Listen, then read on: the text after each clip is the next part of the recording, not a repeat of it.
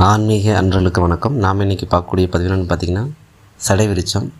இந்த சடை விருட்சத்தை வந்து பார்த்திங்கன்னா மேல் கிளைகள் வந்து பார்த்திங்கன்னா எல்லாமே வந்து பார்த்திங்கன்னா சடையாக வந்து இருக்கும். நல்ல கரு நிறத்தில் வந்து இருக்கும்.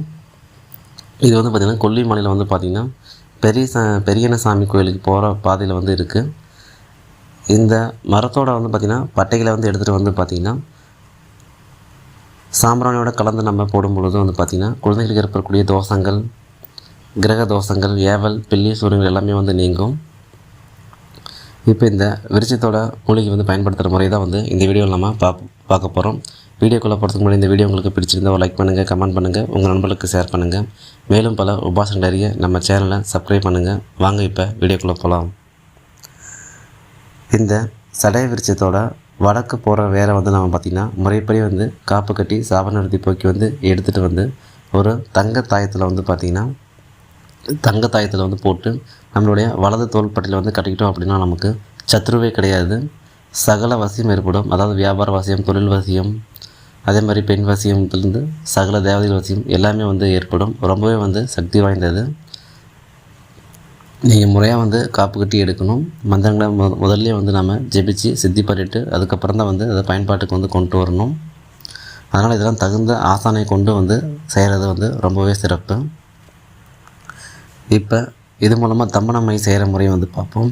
அதாவது தம்மனமைங்கிறது வந்து பார்த்திங்கன்னா ஓடக்கூடிய எல்லாத்தையுமே வந்து சகலத்தையும் நிறுத்தக்கூடியது தான் வந்து தம்மனமை.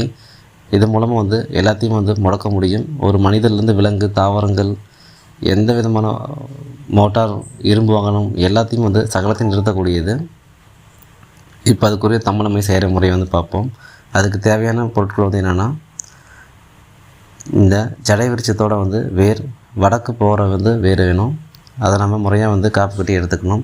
அது மட்டும் இல்லாமல் பேய்த்தும்பை வேர், சிறிய நங்கை வேர், ஆடுதொடா வேர், சின்னி வேர், முன்னை வேர், முடக்கத்தான் வேர், இந்த மாதிரி இதெல்லாம் வந்து முறையாக வந்து ஒவ்வொரு வேரையும் தனித்தனியாக வந்து காப்பு கட்டி முறையாக சாபநிறுத்தி பண்ணி தனித்தனியாக வந்து நம்ம எடுத்துக்கணும். இதெல்லாம் வந்து எடுத்துகிட்டு புதுசாக வந்து பானை வாங்கி அதில் வந்து போட்டு இதை வந்து நல்லா நம்ம கருக்கிக்கணும். ரொம்ப வந்து பார்த்திங்கன்னா கருக்கிடக்கூடாது. மீடியமாக வந்து கருக்கி அது கூட வந்து பார்த்திங்கன்னா